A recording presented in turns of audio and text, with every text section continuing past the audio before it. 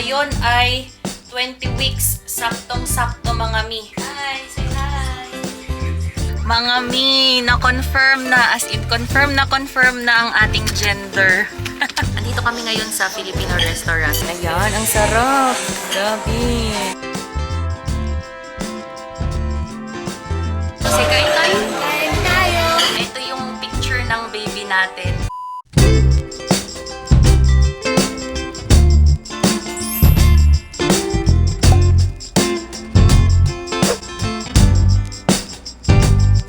Hello mga miss. Ayan na po ang ating tiyan. Pang 5 months. So ngayon ay 20 weeks. Saktong-sakto mga mi. 20 weeks natin ngayong araw na ito. 5 months na po ang tiyan po natin. Bago tayo malobat mga mi. Maaga alas 2:15 na or 2:15. Laki. Hindi na siya papipigil sa paglaki. Ganon din po sa aking paglaki. Andito ako sa kwarto ng Popo. Ang init, grabe. Andito ako sa kwarto ng Popo kasi nag-ayos ako kaunti dito dahil nagiging tambakan na naman namin siya ng mga gamit namin. So, ako naman, mga mi, ang trabaho ko ay i-maintain ang kwarto na ito para hindi po siya maging tambakan. Kasi ang Popo, hindi po siya dito natutulog. Natutulog po siya sa amin sa gabi. May mga times na nagnanap siya dito sa kwarto niya. So, ayun, sinasanay na namin siya paunti-unti para pagdating ng ading niya ay dito na siya matutulog. Aray!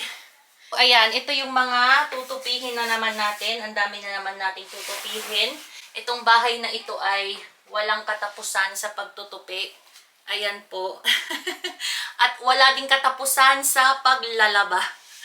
Ayan, ang dami. Ito naman ay mga undies lang at saka mga pambahay. So, magtutupi lang tayo nito habang tayo ay nagluluto ng ating pananghalian. So, simulan na po natin ang magtupi, mga mi. Today, meron akong check-up. So, i-confirm na namin yung gender ng baby. Kasi nung last time na pumunta kami, sinabi naman na niya kung ano yung gender. Kaso, hindi siya 100% na sure. So, isusure na natin siya ngayong araw na to. Ayun, excited pa din. Kahit na may idea na ako kung ano yung gender ng baby. Pero syempre, very soon, isushare namin yon sa inyo kung anong gender ng baby. And, ayun, samahan nyo kami today para pumunta ng hospital and i-confirm kung ano ang gender ng ating second baby.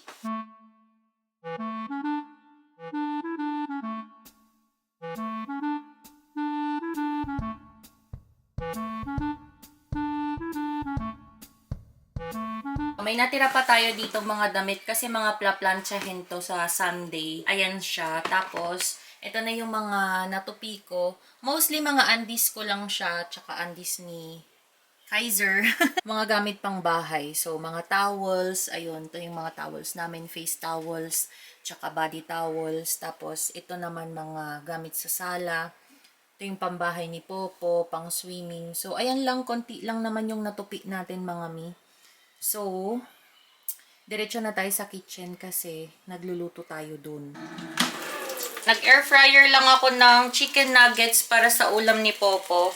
5 lang yung nilagay ko dito. Tapos mag-uulam kami ng cheese torras at saka yung leftover namin na pagkain kahapon. Ayan, para lang to kay Popo.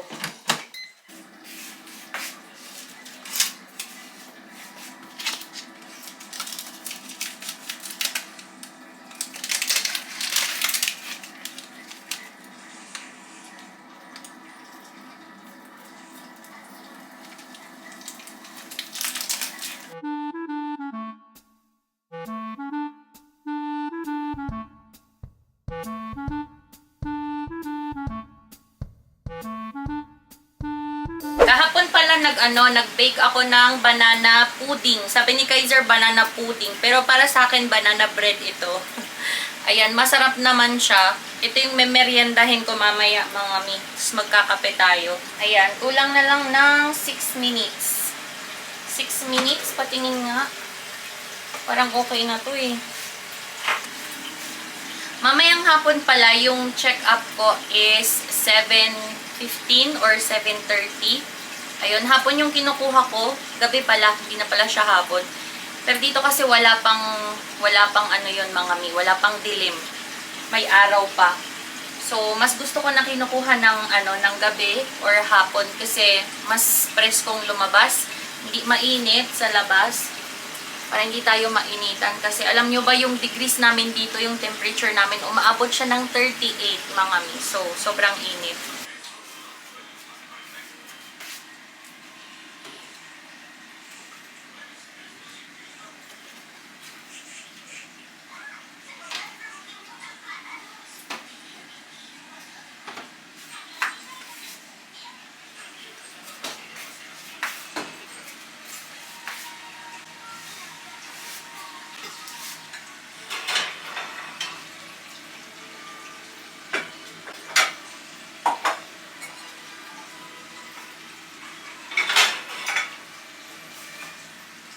Ipapainit natin yung ulam natin kahapon. Ito yon. Madami-dami pa yung natira. Kaya sayang naman kung i-dispose mo to, diba? So, painit na lang natin siya.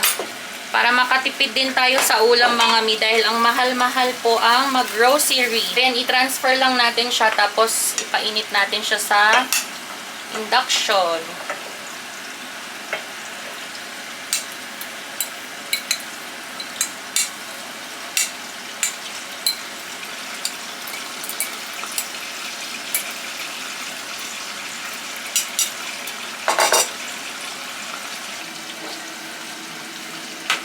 Yan, kain na tayo mga miss. Ito na yung mga food natin today, pang tanghalian natin. Andito na din si Kaiser. Tapos na siya mag-work from home. So, kakain na tayo. Si Popo. Popo, come. Come here.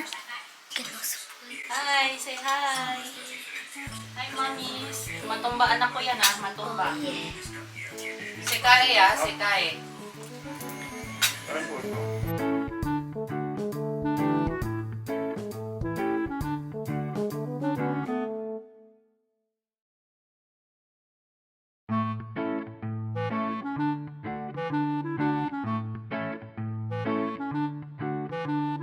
Andito na kami sa hospital. Hindi nag-release yung parking nila ng ticket. Hindi ko alam kung bakit. May problema yata doon sa makina nila. So, nandito kami ngayon sa La Moraleja. Ayan, dito ako nagpapa-check up. Yung time ng check up ko is 7:15. So, sakto yung oras ng pagdating namin dito. As in, meron pa akong 10 minutes more or less na oras para mag-update sa inyo. So, bumaba lang si Kaiser para tignan kung saan siya kukuha ng ticket dito sa parking kung paano magbabayad. So, tara na mga mi at inaantay na nila ako sa labas. Hi! Ayan. Pinagbuksan tayo ng Popo ng pintuan. Come on, let's go. Bait-bait naman ng kuya natin. Solo vamos arriba ya está. Sí, vamos arriba. Coge mi folder. Y el scooter no. No, no se puede na. Pwede ba yung scooter niya? Paano natin kukunin kaya yung ticket, no? Nagtatawag din sila. Tinatawagan nila. Ayun, pare-parehas na tayong walang ticket. Baka libre ngayon. Papalibre nila. Wala lang silang papel. Nandito na kami sa loob ng hospital, mga mi. Nagaantay lang ako ng tawag kasi tatawagin tayo sa screen. So, nakakuha na din ako ng number ko. Kaya, hintayin na lang natin na tawagin tayo. Kasama ko sila Popo tsaka si Kaiser. Hindi pala yung doktor ko ngayon yung titingin sa akin. Lalaki pala yung doktor ko ngayon, Daddy.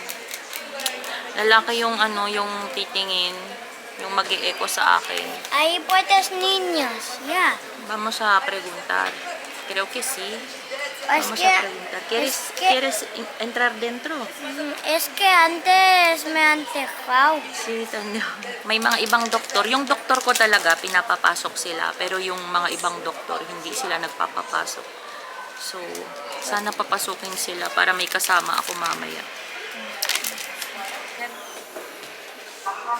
Menos una. Sí. ¿Qué tal, Ading? ¿Has visto Ading? Ha? ¿Has visto Ading? Paano kaya yan yung sa ticket? Lalabas tayo ng hindi magbabayad? Oo. Wala naman. Wala tayong ticket. Wala, no? Ayan! Mga mi, na-confirm na, as in, confirm na ang ating gender. Apakasaya. Mamaya ikwento ko. Pakita ko sa inyo mamaya yung mga pictures ng eco natin. So, ano lang tayo, magkakape siguro o kaya maghahalo-halo. Gusto mo maghalo-halo na lang? Doon na lang tayo sa atin. Saan? Ay, sa may Peñalver? Ay, sa anong tag dito? Oo, doon yung hilera doon. Sa Masasayunan. Mercadona. Ah, sige. Sa Bibarri. Pero ayaw mo ng halo-halo. Gusto mo maghalo-halo. Malapit na tayo dito. Sa may kay kuya, yung mabait. Bukas na siya. Yung mabait. Kiris barbecue. Kuya. Kiris May barbecue. sound. May sound kasi. Kiris barbecue. Andito kami ngayon sa Filipino restaurant. So, kakain lang kami dito ng halo-halo at saka barbecue at saka lumpiang prinito. lumpiang prinito mga mi na isasawsaw sa maanghang. So, kakain tayo dito.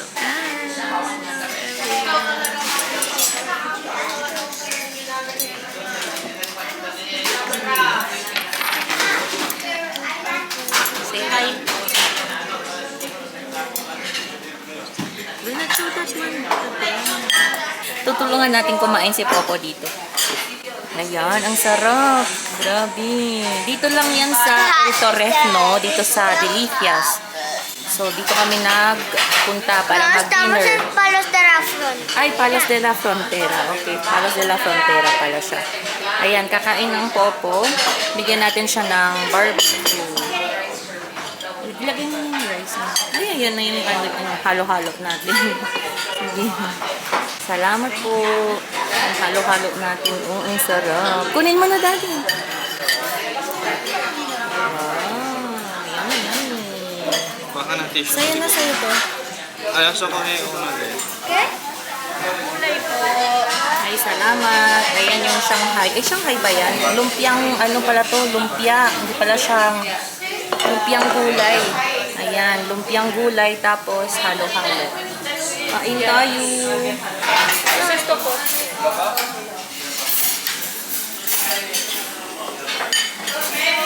May ¿Y el otro qué?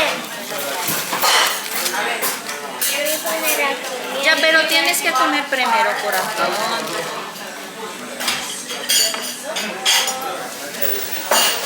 Está caliente. ¿No? Me voy a probar. Un poquito. Sarap.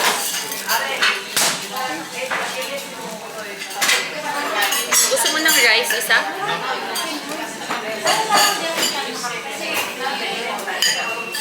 Yo quiero ese flow. No está caliente. Yo puedo comer esto. Eso está sarap. Y mas sustansya. Kain tayo. Say kain tayo. Kain tayo. Kain po tayo, mga mi.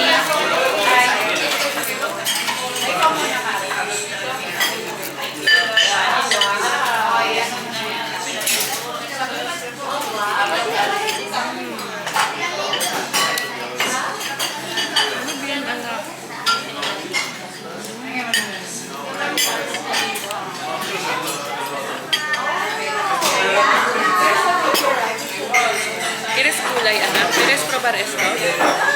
Gulay.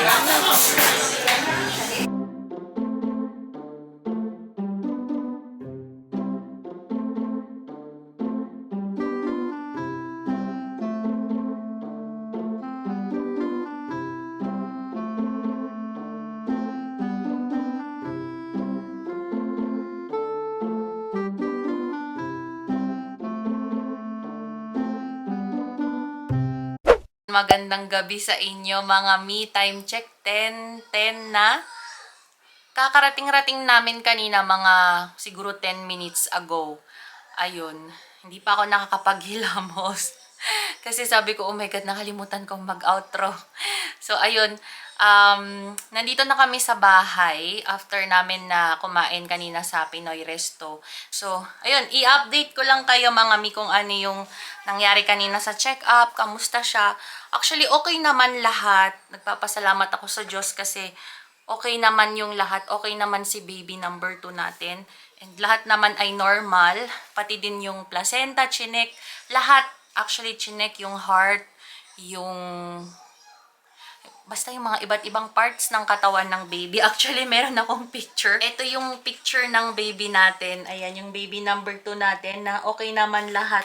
Yung ulo niya, yung size ng ulo niya, tapos size ng katawan, yung size ng shoulders, yun lahat. Pati yung size ng puwet, chinek. Yung heartbeat, ayun.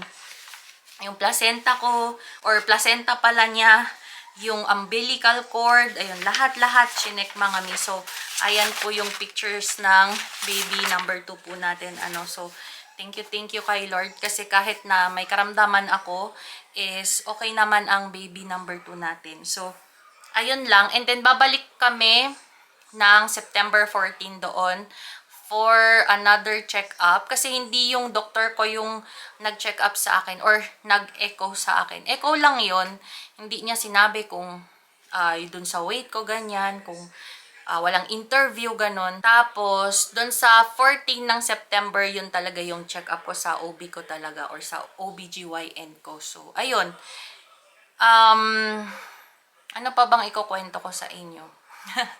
Wala na. Yun lang yung nangyari today mga mi. Kaya dito ko na i-end yung vlog natin. So gusto kong magpasalamat ulit sa mga nanonood ng videos namin or channel namin. Ayan. Sa mga hindi pa po nakakapag-subscribe, please subscribe now. And don't forget to click the notification bell para ma-notify namin kayo every time na mag-upload kami ng mga bagong videos namin.